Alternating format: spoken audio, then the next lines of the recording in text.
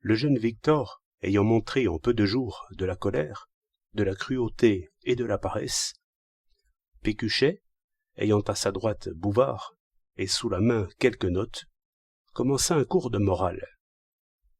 Les amis de Flaubert iront retrouver le texte exact et passeront un bon moment. Mais je crains que la satire de Flaubert manque le but.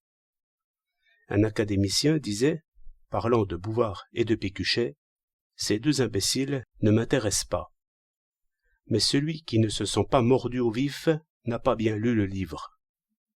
Pécuchet n'est pas un sot, remarquez-le bien. Quand il résume le système de Spinoza, ce n'est pas mal fait. Et sans doute, son cours de morale n'était pas très différent des autres cours de morale. Ce qui est ridicule, c'est l'idée de parler seul devant un auditoire, en vue de l'instruire. Que celui qui n'a jamais fait de conférence, comme on dit, ni de leçon, se moque de Pécuchet. J'invite les autres à se moquer un peu d'eux-mêmes.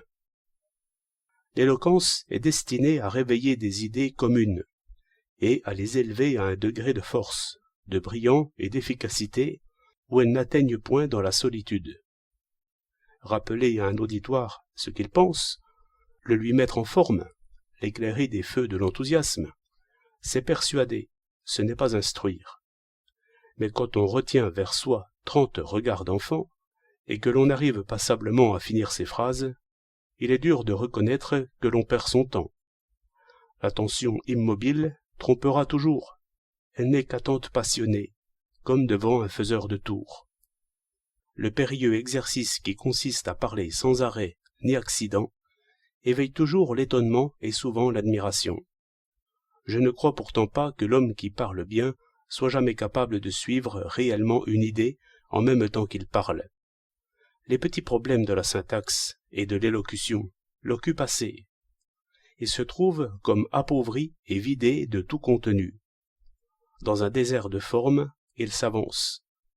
Il a grand besoin de cette attention qu'il cherche sur les visages. S'il la retient, il n'en est que plus content, et ce contentement n'est pas bon. Ce n'est point un riche qui donne, c'est un pauvre qui tend la main.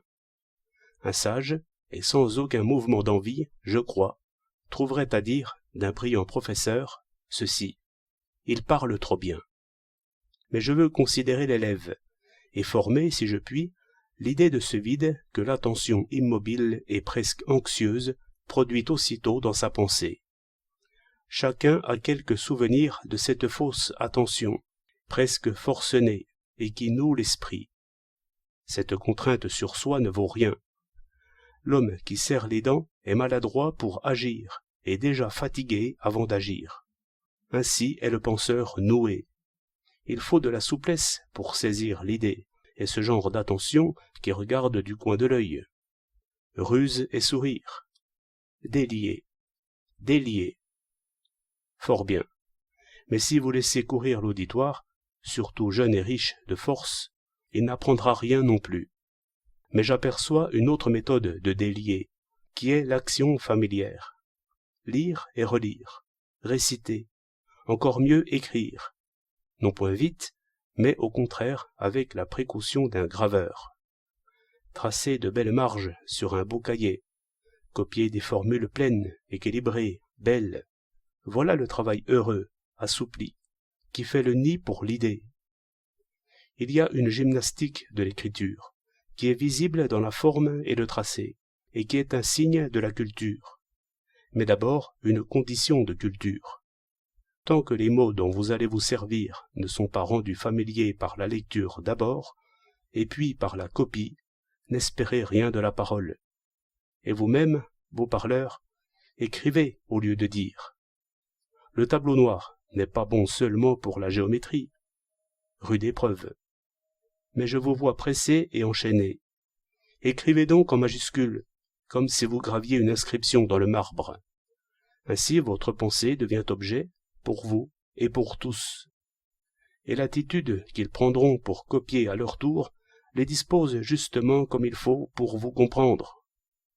En vérité, un petit bonhomme qui fait des bâtons commence son œuvre d'homme.